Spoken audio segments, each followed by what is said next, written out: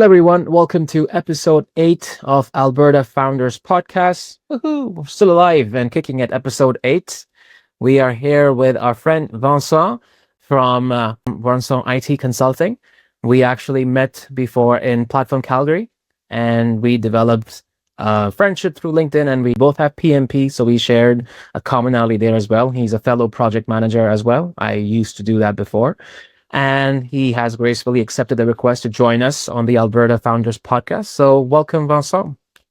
Thank you for having me. Okay, wonderful, Vincent. All right, let's begin. So first of all, can you tell the audience and to the students and the first-time founders watching this, what do you do as a business and who do you serve as a market? So in September 2025, I created my own consulting firm in IT project management. Why project management is because that's, as you said, that's what I'm an expert at. But I've been in IT since as long as I can remember. Being a software engineer when I started my career, and now my goal is to help any kind of company. What I'm focusing as a business right now is catering my offers towards fractional project management for startups. Lots of startups out there are focusing on technical knowledge and know how to kind of skills, but often forsake what kind of value project management could add to their development or just generating income. Wonderful, absolutely. Because in the beginning stages, people need to understand how to manage their business. They have no project management skills and they get alienated with what to do. So, absolutely. Yeah, exactly. People are getting stretched thin across different tasks that sometimes they're not supposed to do even. There's a lot of scope creep, and I think that even 5 hours of, steering the ship towards the right direction, it can go a long way. Yeah, and most of the folks don't even know what the hell the scope creep even means. So yeah, there's for reference, scope creep is just whenever you have things in your scope that are not supposed to be there get added spontaneously sometime, and that's the problem when your client is also the founder of the product or the startup in question, is because they have a lot of ideas but no one to actually manage them and organize the scope in a way that brings the most value at a certain time. No, absolutely. All right, Vincent, let's get in the nitty-gritties of these questions. So let's go to the next one. What's one thing as a founder that annoys you the most in your business at this point? As a business, that's a tough one. As a business, what annoys me most is when I go check on potential clients, but they do not even know what to expect or what they want exactly. The uncertainty of where they're going or what they need help with it's really tough, because you have to work with them extensively and try to talk them through, and often they will forget that if they're not clear on what they need, then maybe shadowing for a little bit of time, trying to understand what is not going right with the process might be the good way to go about it. So I think the most annoying part, and it's not like it's my job to also help them figure this out, right? But the most annoying part is often when you're going to talk to someone saying, and that person is going to say, "Oh, we don't have any issue." Everybody's got issues. Okay, everybody's got issues, and there's the part also where people are going to be like, I don't have clear metrics in my mind, right? Like we don't know exactly what the problem is, and we don't know how to quantify it or just make metrics to manage the expectations, kind of thing. Yeah, they don't have specific details and they already think they know everything. So yeah, that's a tough one. Well, as you were just mentioning, as a founder, when you were beginning your journey as a consulting firm, which specific problem you have at this point, if you'd like to share with the audience, and you would want it to magically disappear one day, that is never exist again? I would say selling my services. Selling your own services is always hard, right? You know what you're worth. Sometimes you don't even know what you're worth, actually. A lot of people Yeah. are having this issue here. But I think that the toughest part for someone that is not a salesman is to actually sell, right? Yep. As I mentioned earlier, I started my career as a software engineer. I've been a geek for as long as I can remember. Whenever I go to events, I put on a suit because it gives me enough confidence to actually be extrovert-ish. And so selling your own services or even selling your product is always a tough part, because you have to convince someone that is often more senior than you are or too junior to actually know what they need. Yeah. Yeah, no, absolutely. And selling is a skill that you develop eventually as you go in the Absolutely. world of business. Yeah. So do you read any books or do you watch any podcasts to get better at sales, or you practice somewhere, or? I do read. I have read a few books. Mostly like I think there was one called The Consultant Bible. There's another one called The Trusted Advisor. A lot of the classics as well, like The Lean Startup, for example. A few things that have helped me not repeat certain mistakes whenever I speak to someone or whatnot is the 42 Laws of Power.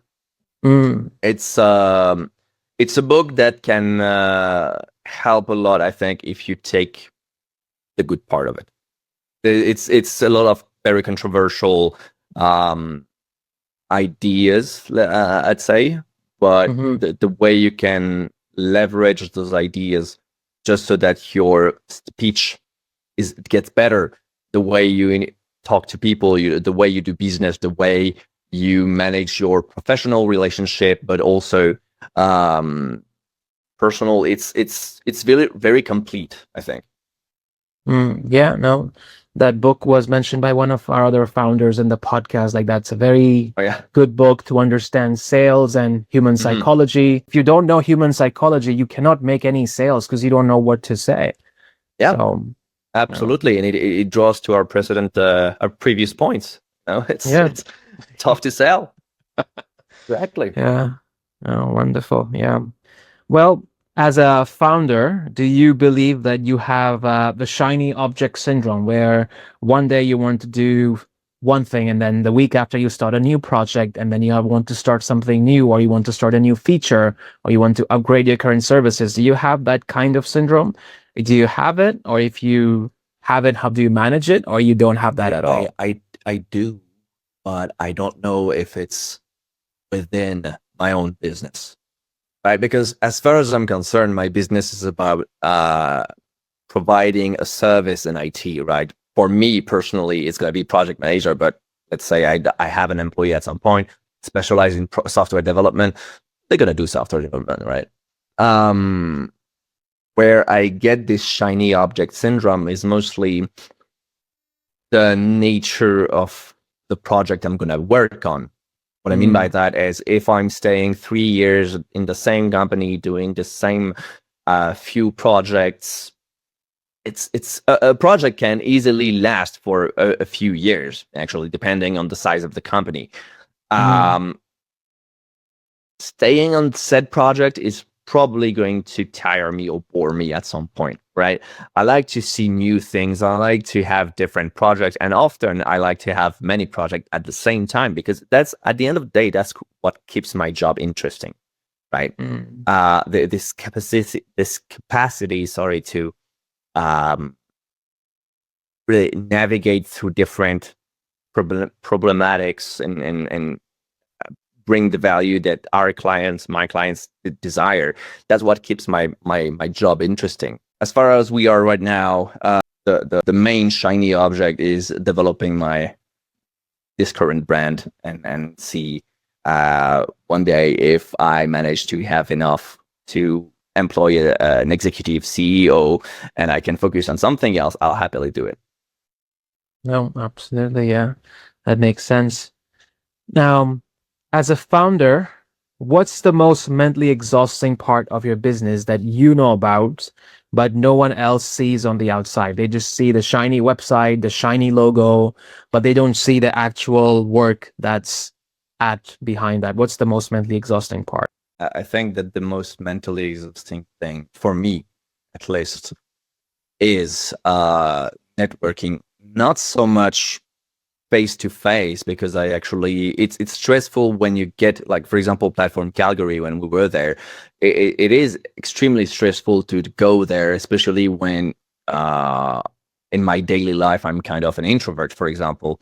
So it's, Mm, you gotta try to put up a facade and try to make it work. And at the end of the day, after the first hour, you're in the flow, and it's going well, right? But I go home and I am exhausted, because my social battery is at the bottom. It's at the yeah. lowest. But again, it's, you gotta do what you gotta do, and often enough, I go off those networking events with a very, very good feedback on my end, because I've met a lot of very interesting people, you included, that lead to different opportunities. Right now, this is the first time I'm doing a podcast. That's awesome, right? So, there's a lot of things that will stress you out, a lot of things that you're uncertain about. Um, but in the end, if you keep it going, it's gonna work out. Yeah, yeah, no. That's the part that people don't understand. Like, it's not a one day thing, it's a marathon. Mm, You have to mm. keep doing it again and again, and Yes. eventually you reach somewhere. So, The biggest, I think, reality check I've got is, I was expecting, when I created my brand here, that before end of December I'll have at least one client. Turns out it's a process that is taking a lot more time, because what happens is, first of all, you have to put yourself out there. You have to go and meet new people. But even when you meet these people, for example, Platform Calgary happened in November, I believe. It's a process that can take up to 6 months or more, just mhm. to talk regularly and take some news from people you've met, see how the project is going, and try to understand where your value could be added. And only then can you start selling yourself on them value. Yeah. The thing is, if you don't know what the need of the client is, what can you sell them, right? Like, And more often than not, they're very shy about expressing what is the problem. A lot of places, startup events, for example, are here to present their product, right? mhm. So they want to appear as a company that is to be trusted, that doesn't have issues, that can be invested in. Where, once you start talking to them regularly, you're going to see that there are actually some problems. There's a trust factor that is undeniable. Mhm. When you just come out of nowhere, it's going to be tough to get those ideas, right? To get those details about one's processes and how efficient they are. Yeah, no, absolutely. Those details and that grinding is what happens eventually.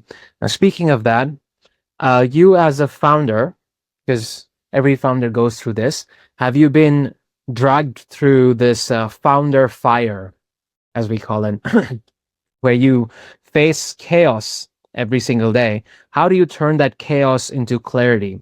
Do you have a favorite mantra you follow or a favorite routine you follow? I heard before people do 5 push-ups and drink protein shakes. That helps them a lot before speaking to people. Do you have any similar mantra like that as well that gives you clarity every single day? Uh, Wake up, drink coffee, and get at it. there's there's not really much. I'm not a guy that does push up. I know that if my brain is kind of foggy, or I'm having a hard time, motivating, or I'm having doubts, like, it's never gonna work, I should just give up, or anything like that. During summer, I go out, I take my motorcycle for a spin, clears my mind out. A lot of people you will meet that do motorcycle will tell you that's like therapy. Mhm. But I think that it's important to have hobbies, I'm going to say, on the side of your job. Even though when you're a founder, you're being able to focus on something that you appreciate, that clears your mind, is kind of regenerating. It's making you clear and see the bigger picture in a way. If you like painting, paint. If you like going for a run, go for a run. If you like doing push-ups, do it. It's just something that can take you out, and it's worth taking this advice for any kind of job, not even when you're just a founder, but having those side hobbies is what in the end makes it so that you don't end up in burnout. Yeah, no, I did not know that you had a motorcycle. I'm jealous. Wow. I've actually moved from Montreal all the way to Calgary on my motorcycle. 5 days. It was very nice. Yeah. You drove from Montreal. Wow. Okay. Yeah, it was pretty cool.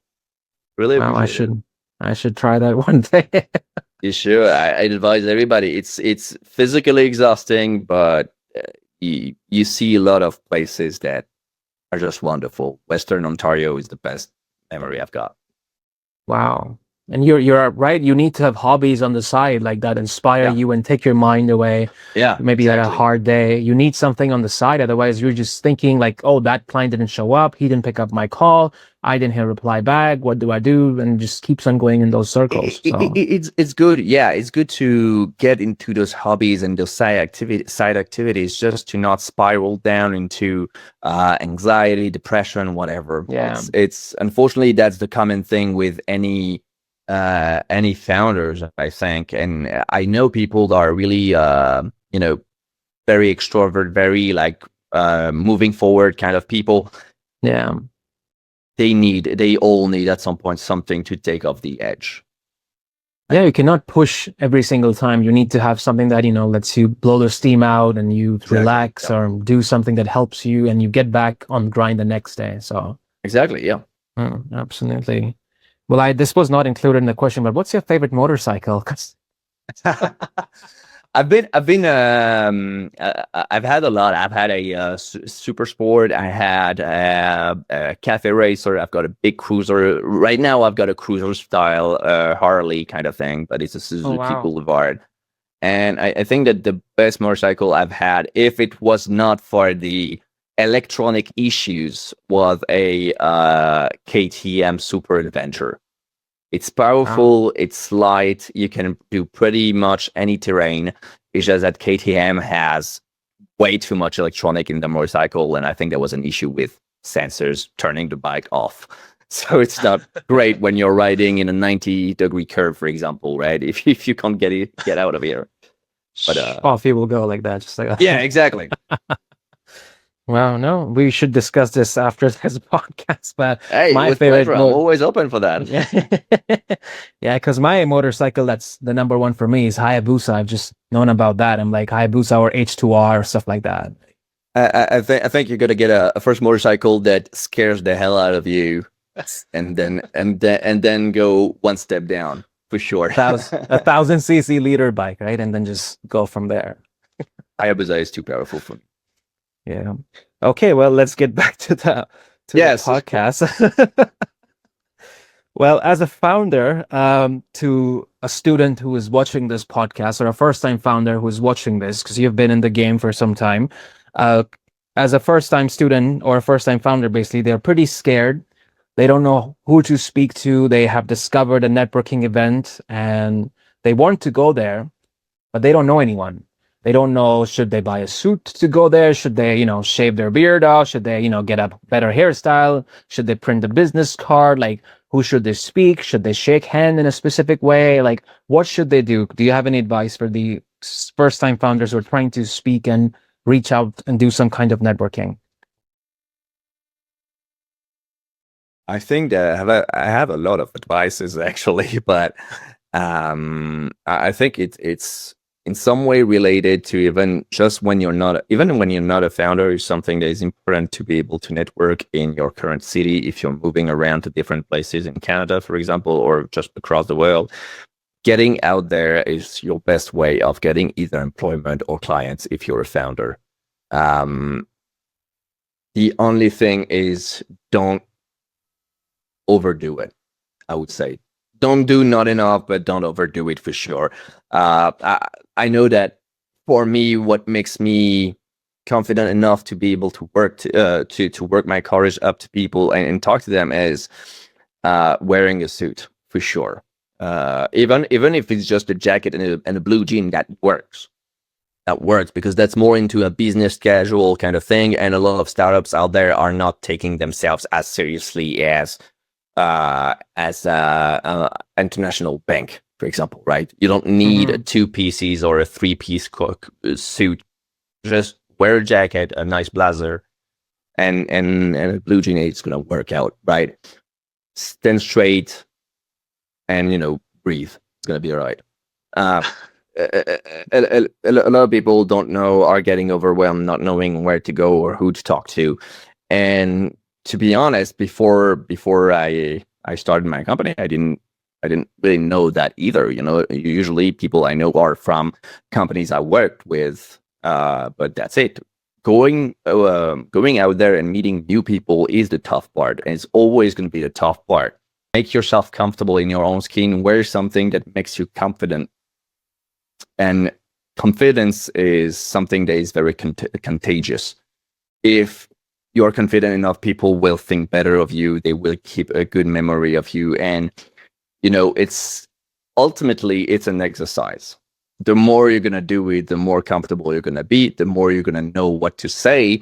I know that the first day of that 3-day event at Platform Calgary, it was actually very tough to be able to advertise my services. And, the whole speech that you probably went through as well. It's something that gets worked in by going out there. It's an exercise, right? It's not something that is just coming out like that one day.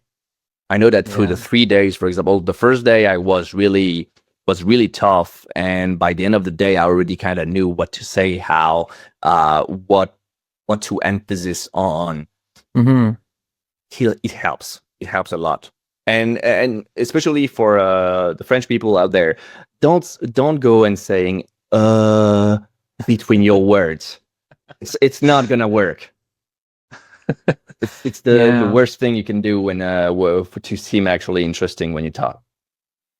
No, absolutely. It's just to go out, like actually try something, and once you see what works, you have to repeat that process and do it so many times. You know what to say, what to do, but everybody has that kind of fear. Don't face your fear; it will always be there.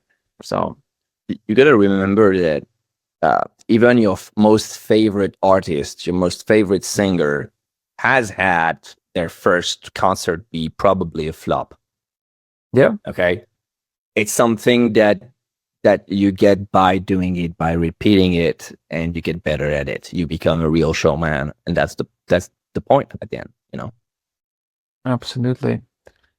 Well, moving along, the next one is, what advice in your beginning stages as a founder have you gotten from people that always used to turn on your BS meter? They're like, yeah, that's not going to work. I think that the worst thing I've heard is probably fake it till you make it. It can work, but will come a point where if you do not learn from that faking kind of thing, you're not gonna go anywhere. But you can start faking at the very beginning of your career. Let's say, I'm not saying it's ethical, and I do not abide by it at all, but you got to learn from your mistakes, and at the end of the day, what matters is your expertise, right? Absolutely. I'm just glad that I had the proper education to actually go from software engineering to project management. No one is, even if you're a well-organized person, expertise comes through work and education. You're not turning one day from software development to project management just like that because you say, oh, it's gonna work. You can be an ace in what you do. It will be added value when you become a project manager, for example, but go through those certifications, go through those trainings or courses or whatever, and get out of there, grow. Yeah, no, absolutely. That's something that always is required for them at the beginning stages. Like if you're going to fake it, even, sometimes people do it, you need to have substance. Like I cannot say to you, hey, Vincent, I'm an astronaut. I can get a suit and Yeah, well, I say, mean, please go try it. yeah. No, I need to know, like, I need to have education. I cannot just say, hey, I'm an astronaut. And I watch a video on YouTube and say, hey, I know this, and I'm an astronaut. And like, how long can I go with that? Like one time, two time, three time. If I find an actual person, I cannot answer anything back. Like, oh, that's, Okay, Vincent, that was great. Let's go and move to section 2 of our podcast, which is the rapid fire round. Are you ready? Maybe. Okay. Well, the idea is that you answer these questions in 1, 2, 3 words, ideally, and we'll just spin it as fast as possible. Okay, Right. so the first one is one tool that you would swear by.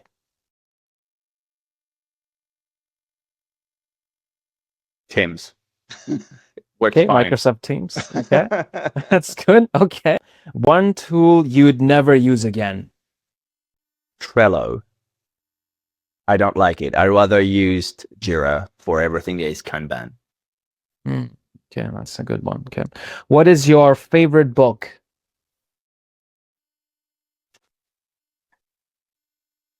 Warhammer 40K. Nothing to do with business. Okay. What is your favorite food? Ooh. I used to be into ramen, but now it's charcuterie board, cheese, and wine. Brings me home. Nice. Okay. One thing that has saved you more than once in your business. Family. Okay, that's good. Yeah. Okay, Vincent, this is the last question for you. What is the final motivational pep talk you would like to give to a student or a first-time founder watching this who has never done anything for themselves as far as business is concerned, but they like the idea of entrepreneurship? They have just watched their first Instagram video where they see entrepreneurs with their flashy lifestyle and billion-dollar jets and Ferraris and Lamborghinis, and they are very inspired to take the first step. What would you like to say to them if they're watching both me and you for the first time? I would say you don't need a Lamborghini to be successful. When you start your own company, if you believe in your product, then go for it. Because again, that enthusiasm towards what you're bringing is going to be contagious and interest some people. Even if it's very niche, there will be people willing to get it. If it's a good idea, you truly believe in it, maybe pay attention to how much it would cost to bring it and do that step by step, just not to ruin yourself. But at the end of the day, even if you are very successful, make a multi-million product, consider that you're successful even if you're doing 500K a year, which is arguably very good already. Absolutely. Yeah. Wonderful. Okay. Well, it was great having you today on the podcast, Vincent. Thank you so much for sharing your feedback, your recommendations of 48 Laws of Power, your love for motorcycle and riding, and all the details and the software and the mental abilities and relentless behavior that people need to have if they want to survive in the world of business. I'm pretty sure students and first-time founders watching got a lot to learn from this episode. So thank you for that. Thank you very much.